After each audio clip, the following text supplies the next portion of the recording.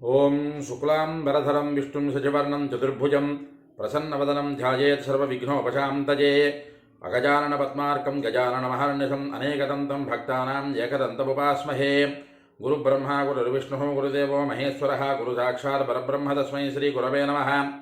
ఓం వ్యాసాయ విష్ణురూపాయ వ్యాసరూపాయ విష్ణవే నమో వై బ్రహ్మనిధయే వాసిష్ఠాయ నమో నమః. ఓం నారాయణం నమస్కృత్య నరం చైవ నరోత్తమం దేవీం సరస్వతీం వ్యాసం తతో జయముదీరయేత్. హరి ఓం. ప్రియ భగవద్బంధువులారా, ఆస్తిక మహాశైలారా, విష్ణు పురాణానికి మనం స్వాగతం పలుకుతూ ఆత్మానం రథనం విద్ధి శరీరం రథమేవతు బుద్ధింతు సారథం విద్ధి మనః ప్రగ్రహమేవచ అనేటటువంటి శ్లోకం ఆధారంగా మన ఆత్మ, మన శరీరము, మన బుద్ధి, మన మనస్సు ఇవి అన్నీ కూడా ఒక రథంలాగా మారితే ఆ రథాన్ని అధిరోహించినటువంటి శ్రీమన్నారాయణుడు మనకి సద్బుద్ధిని సద్గతులను కలుగుజేయుగాక అని మరొకసారి మనం స్మరణలోకి తెచ్చుకుంటూ విష్ణు పురాణం 14వ అధ్యాయం ఆఖరి ఘట్టంలో ఉన్నాం. ఈ వీడియోతో ఇంచుమించుగా ఈ 14వ అధ్యాయం పూర్తయిపోతుంది. ఈ 14వ అధ్యాయంలో ప్రచేతసులు చేసినటువంటి మహా అద్భుతమైనటువంటి తపస్సు, అందులోంచి వచ్చినటువంటి పరమాద్భుతమైనటువంటి స్థుతి, విష్ణు స్థుతి, వాటి గురించి తెలుసుకుంటూ కింద వీడియోలో ఆఖరి శ్లోకంలో పరమీశత్వ గుణవతు సర్వభూతమశంశ్రయం నతాః స్మ తత్పదం విష్ణోః జిహ్వా దృగ్గోచరం నజతు అన్నటువంటి శ్లోకం దగ్గర ఆపుకున్నాం. పరమాద్భుతమైనటువంటి 5 శ్లోకాలలో విష్ణు తత్వం గురించి ప్రచేతసుల వారు ఇంచుమించుగా మనకి వివరణ ఇచ్చారు. అందులో ఆఖరి శ్లోకం 5వది. ఈ 5వ శ్లోకంలో ప్రచేతసుల వారు చెబుతూ పరమేశ్వరత్వం అనే గుణం కలిగి సర్వరూపమై ఆధారశూన్యమై నాలుకకు దృష్టికి అందకుండా ఉండే ఆ విష్ణువు యొక్క పరమపదానికి ప్రణమిల్లుతున్నాను అన్నటువంటిది ఇక్కడ ప్రచేతసుల వారు చెప్పినటువంటి శ్లోకంలో ఆఖరి శ్లోకం ఈ విష్ణు స్థుతి గురించి. ఈ శ్లోకం జాగ్రత్తగా మనం గ్రహించినట్లయితే పరమేశ్వరత్వ గుణం ఏదైతే ఉందో ఆ గుణం అంటే ఏమిటి, అసలు పరమేశ్వర తత్వం తాలూకా గుణం ఏది ఉంది. మనం రుద్రాధ్యాయంలో చెప్పుకున్నట్లయితే నమో భవాజచ రుద్రాజచ, నన్ను రక్షించేవాడివి, నేను తెలియకుండా చేసిన తప్పులకి శిక్షణ దండన విధించేవాడివి, తెలిసి చేసిన తప్పులకి తెలియక చేసిన తప్పులకి రెండిటికి కూడా శిక్షణ దండన విధించేవాడివి నీవే స్వామి. నమఃశర్వాజచ, నాకు సర్వము నీవై ఉన్నవాడివి, నాకు సర్వము ఇచ్చినటువంటి వాడివి, ఆ సర్వత్వంలోనే నీవు ఉన్నటువంటి వాడివి. పశుపతయేచ, పాశముల చేత బంధించబడి ఉన్నటువంటి ఈ జీవిని ఆ పాశముల నుంచి విముక్తి కలిగించేటటువంటి వాడివి అని ఇలాగా మనం రుద్రాధ్యాయంలో పరమేశ్వరుడు గురించి చెప్పుకుంటున్నాం. ఇక్కడ విష్ణుమూర్తి దగ్గరికి వచ్చేసరికి ప్రచేతసుల వారు ఆ 10 మంది కూడా ఏకముక్తంతో ఏకకంఠంతో చెప్పినటువంటి ఒక పాదం ఏమిటక్కడ, జిహ్వా దృగ్గోచరం నయతు. జిహ్వ చేత అంటే నాలుక చేత కానీ, గోచరము అంటే దృష్టికి కానీ అందకుండా అంతకి మించి ఉండేటటువంటి పరమాద్భుతమైనటువంటి స్వరూపం ఏదైతే ఉందో ఆ పరమాద్భుతమైనటువంటి స్వరూపానికి నేను ప్రణమిల్లుతున్నాను అని ప్రచేతసులు వారు 10 మంది కూడా ఆ విష్ణుమూర్తి గురించి స్తోత్రం చేశారు. ఆ స్తోత్రం పూర్తయిన తర్వాత ఇంకా ఆ శ్లోకం గురించి చెప్పుకోవాలంటే చాలా విశేషణాలు ఉన్నాయి అందులోని, మహా అద్భుతమైనటువంటి ఘట్టాలు ఉన్నాయి అందులోని. అవన్నీ కూడా మనం చెప్పుకున్నామంటే ఈ 14వ అధ్యాయం అంత వేరం తీరేది కాదు. అయితే అక్కడ ఉండేటటువంటి కొన్ని నియమాలకు మాత్రం మనం చెప్పుకుంటూ ఇక్కడ ఆ 5వ శ్లోకంతో ఇంచుమించుగా ప్రచేతసుల వారు చేయవలసినటువంటి విష్ణు స్థుతిని పూర్తి చేసుకొని 10,000 సంవత్సరాల కాలం పాటు సముద్ర జలాల మధ్యలో ఉండి ఆ విష్ణువు గురించి తపస్సు చేశారు అని చెప్పుకున్నాం. ఇక్కడ పరాశరుడు వారు చెబుతూ ఏవం ప్రచేతసో విష్ణు స్తువ స్తతస్థమాధయ 10 వర్ష సహస్రాన్ని తపస్యేరుర్మహార్ణవే. సముద్ర జలాల మధ్యస్థమంలో ఉండి 10,000 సంవత్సరాల పాటు విష్ణు దర్శనం కోసం, విష్ణు కటాక్షం కోసం ప్రచేతసులు తపస్సు చేశారు అని చెప్పుకున్నాం. అయితే తతఃప్రసన్నో భగవాన్ స్థేషాం అంతర్జలే హరి దదౌ దర్శన మున్నిద్ర నీలోత్పల దళచ్ఛవి అన్నటువంటి శ్లోకంలో పరాశరుడు వారు చెప్తున్నటువంటి ఒక శ్లోకము. భగవానుడైనటువంటి శ్రీ మహావిష్ణువు ప్రచేతసుల ఎడ ప్రసన్నత వహించి కరుణ దృష్టితో వికసించినటువంటి నల్లని కలువపూరేకు కాంతితో ఆ నీళ్లల్లోనే ప్రచేతసులకి దర్శనమిచ్చారు విష్ణువులు వారు అని పరాశరుడు వారు చెబుతున్నారు. సముద్ర జలాల మధ్యస్థమంలో సముద్ర గర్భంలో ఉన్నటువంటి ప్రచేతసుల తపస్సుని చూసినటువంటి పరమేశ్వరుడు ఆ విష్ణువు వారికి ఎలా దర్శనం ఇవ్వాలో అలా దర్శనమిస్తూ ఎక్కడ వారు తపస్సు చేస్తున్నారో అక్కడ వారికి దర్శనమిచ్చారు అంటూ పతత్రి రాజ మారూఢం అవలోక్య ప్రచేతస ప్రణిపేతు శిరోభిస్తం భక్తిభావ వనామితై భక్తిభారా వనామితై భారావ వనామితై అన్నటువంటి శ్లోకం ఇక్కడ చెప్తున్నారు. ప్రచేతసుల వారందరూ కూడా తపస్సు చేసిగా ఆ తపస్సుకు మెచ్చినటువంటి ఆ విష్ణువులు వారు శ్రీమన్నారాయణుడు పక్షిరాజును అధిరోహించి ఉన్నవాడై భక్తి పారవస్యంతో ఆ ప్రచేతసుల వారందరికీ కూడా వారి భక్తి పారవస్యానికి మెచ్చినటువంటి విష్ణువు వారికి దర్శనమివ్వగానే ప్రచేతసుల వారందరూ కూడా 10 మంది కూడా చూసి వంగినటువంటి శిరస్సుతో చక్కగా ఆ స్వామికి పాదాభివందనాలు ఆచరించారు అన్నటువంటిది ఇక్కడ చెబుతున్నారు.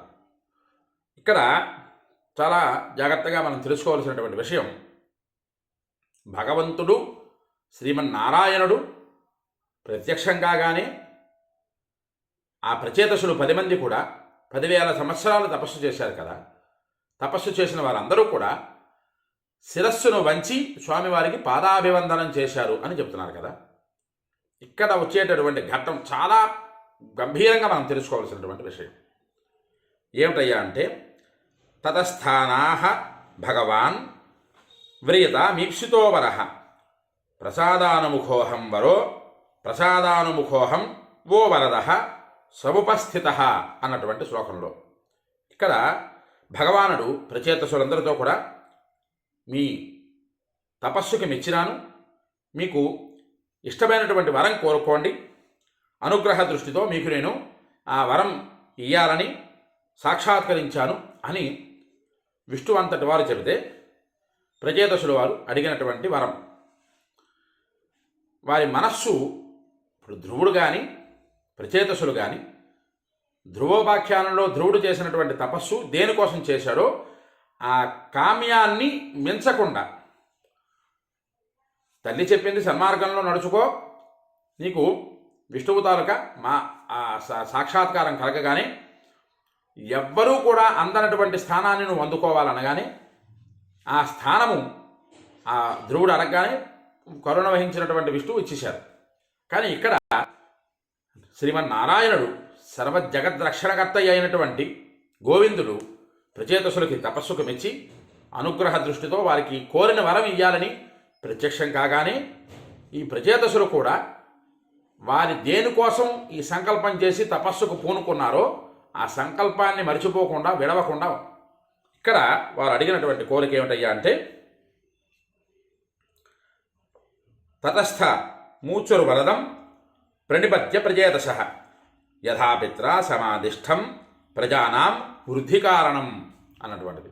ప్రచేతసుల వారు అడిగారు ఏమిటా కోరిక, స్వామి మా తండ్రి గారు మాకు విధించినటువంటి ఆజ్ఞని మేము ఆ ఆజ్ఞాబద్ధులమై జీవనాన్ని సాగించాలనుకుంటున్నాము, సంతానాభివృద్ధిని ప్రజాభివృద్ధిని చేయదలుచుకున్నాము, దానికి తగినటువంటి అవకాశాన్ని దానికి తగినటువంటి వ్యవహారాన్ని దానికి తగినటువంటి పరిసరాన్ని ప్రకృతిని మాకు ప్రసాదించండి అని ఇక్కడ ప్రచేతసులు వారు విష్ణువుకి అడిగినట్టుగా ఇంచుమించుగా మనకు తెలుస్తున్నారు.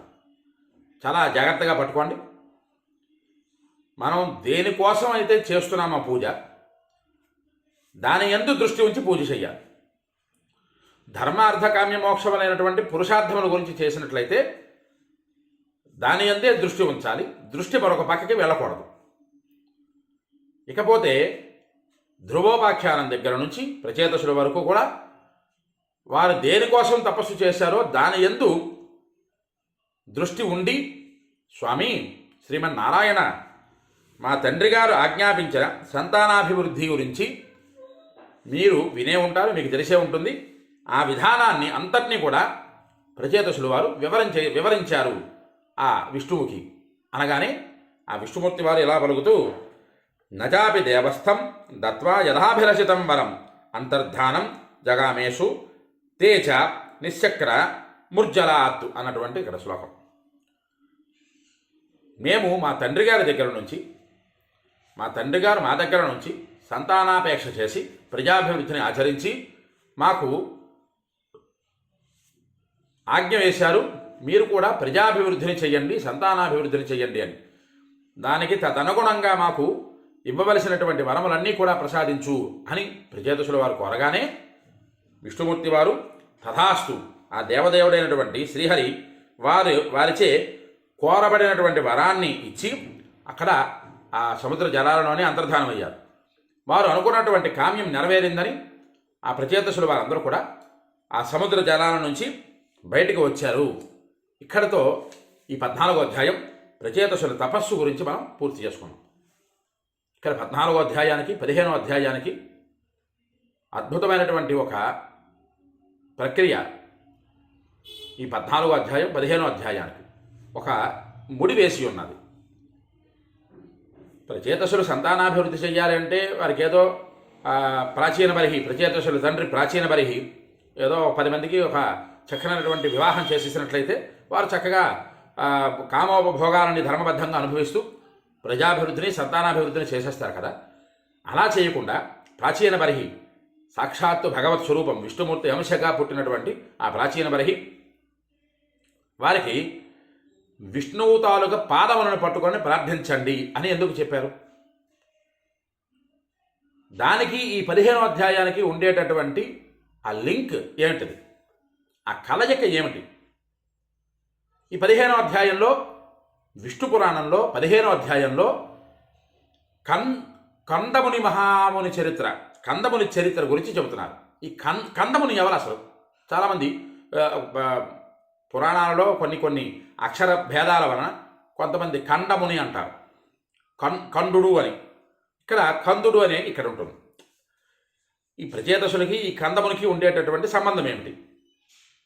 ఈ ప్రచేతసులు 10,000 సంవత్సరాల తపస్సు చేయడానికి, ఈ 10,000 సంవత్సరాల తపస్సుకి విష్ణుమూర్తికి అడిగినటువంటి కోరిక, మా సంతానాభివృద్ధికి తదనుగుణమైనటువంటి వరాలని ప్రసాదించు అనగానే ప్రసాదించిన తర్వాత వారికి వచ్చినటువంటి భార్య ఎవరు, వారు ఆ భార్య నుంచి ఎలాంటి సంతానాన్ని పొందారు, ఆ సంతానాన్ని పొందిన తర్వాత వారందరికీ కూడా ఏకాదశ రుద్రుల దగ్గర నుంచి అలాగే దితి సంతానం దగ్గర నుంచి ఈ 15వ అధ్యాయం దగ్గర మరలా 150 శ్లోకాల దగ్గరగా ఈ 15వ అధ్యాయం మనకు కనిపిస్తున్నారు. ఇందులో మారీష అనేటటువంటి ఆవిడ ప్రచేతసుల తాలూక భార్య, ఆవిడ తాలూక జన్మ వృత్తాంతము పూర్వజన్మ వృత్తాంతము గురించి ఈ 15వ అధ్యాయంలో ఉంటుంది. ఇంత పూర్తి వివరణ ఈ 15వ అధ్యాయంలో ఎందుకు ఇచ్చారు?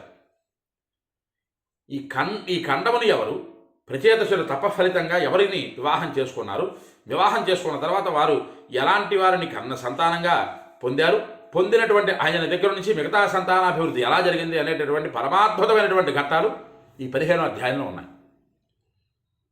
ఈ ప్రచేతసుల తపస్సు స్తోత్రము, ఆ స్తుతి తపఫలితము ఇది విన్నంత మాత్రాన సంతానం లేని వారికి సంతానం కలుగుతుంది. సంతానం కలిగినటువంటి వారికి ఆ సంతతి సద్బుద్ధితో మెలిగేటటువంటి వరాన్ని ప్రసాదిస్తారు విష్ణువారు అని మనం చెప్పుకున్నాం. ఈ 15వ అధ్యాయానికి వచ్చేసరికి ఈ 15వ అధ్యాయంలో ఉండేటటువంటి వివరం ఏమిటి? ఈ 15వ అధ్యాయంలో కందముని చరిత్ర గురించి, అలాగే ప్రచేతసుడి తాలూకు భార్య అయినటువంటి మారీష చరిత్ర గురించి, ఏకాదశ రుద్రుల గురించి, దితి సంతానం గురించి ఇన్నోటి ఈ 15వ అధ్యాయంలో జొప్పించి 15వ అధ్యాయంలోనే చెప్పవలసినటువంటి అవసరం పరాశరుడి వారికి ఎందుకు వచ్చింది? ఇవి అన్నీ కూడా మనం తెలుసుకోవాలి అంటే ఈ విష్ణు పురాణాన్ని అందరూ కూడా ఫాలో అవుతూ ఉండండి. వీడియో విడవకుండా మీరు విన్నట్లయితే, పూర్తిగా విన్నట్లయితే ఈ పురాణం అంటే అసలు ఎందుకు ఈ విష్ణు పురాణంలో ఇంతోటి మహాద్భుతమైనటువంటి ఘట్టాన్ని ప్రచేతసుల వారు కానీ, పరాశరుల వారు కానీ, వశిష్ఠుడు కానీ, వ్యాసుడు కానీ చెప్పినటువంటి వివరాలు ఇందులోని ఎందుకు ఇంత నిక్షిప్తంగా ఉన్నాయి, వాటిని తెలుసుకొని మన జీవితానికి అన్వయం చేసుకున్నందువలన విష్ణువు ఎలాంటి సాకారంతో మనకి సాక్షాత్కరిస్తారు అన్నటువంటిది మనం ఈ పురాణం తెలుసుకున్నంత మాత్రాన తెలుస్తుంది. అయితే ఈ పురాణం తెలుసుకున్నంత మాత్రానే కాదు కదా, సంతానాపేక్ష కావాలి అనుకునేటటువంటి ప్రచేతసులు వివాహం చేసుకొని కామోపభోగాలని ధర్మబద్ధంగా అనుభవించకుండా విష్ణువు తాలూగా పదములను పట్టుకోవడానికి అవసరమే ఉంటున్నది. మానవుడు అది జీవితానికి ఎలా అన్వయం చేసుకోవాలి? సంతానం కావాలి అనుకునేటటువంటి ప్రతి ఒక్కరూ కూడా ఈ ప్రచేతసుల తాలూకు తపస్సు గురించి తెలుసుకోండి. 10,000 సంవత్సరాలు తపస్సు చేస్తే తర్వాత ఆ తప ఫలితంగా ఈ 15వ అధ్యాయంలో ఎలాంటి సంతానాన్ని ప్రచేతసుల వారు పొందారన్నది కూడా మనకి చెప్తుంది. తద్వారా విష్ణువు ద్వారా భగవద్ ఆశీర్వచనంతో కలిగినటువంటి సంతానం ఎంతటి మహోత్కృష్టమైనటువంటి స్థానానికి మనకి తీసుకెళ్తుంది అన్నది మన జీవితానికి ఎక్కడ తెలుసుకోవాల్సినటువంటి విషయం. అంచేత ఈ వీడియోలను అందరూ కూడా వినవకుండా అందరూ కూడా ఫాలో అవుతూ ఉండండి. ఎవరికైతే ఈ వీడియో నచ్చుతుందో వారందరూ కూడా లైక్ చేయండి, ఈ వీడియోని 10 మందికి షేర్ చేయండి, మీ అమూల్యమైన మాటల్ని కామెంట్ రూపంలో పంపించండి. అలాగే ఈ విష్ణు పురాణాన్ని మీరు వినండి, తరించండి, 10 మంది చేత వినింపజేసి తరింపజేయండి. హరి ఓం స్వస్తి.